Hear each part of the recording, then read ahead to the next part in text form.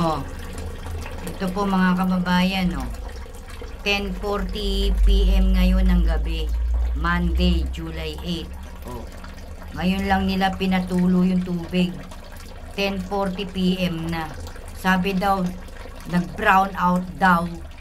Sabi nung Engineer Julius ng Prime Water, nag-brown out daw at walang ilaw daw ang pumping station.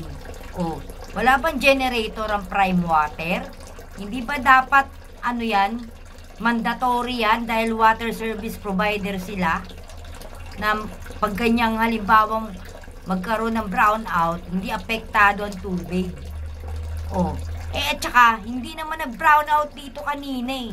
Tingnan nyo yung alibay na naman ng engineer kung saan hinuhugot yung alibay. Oh, ayan oh. Oh, 10:40 oh, ngayon lang pinatuloy yung tubig. Oh, ayan oh, ang linaw-linaw.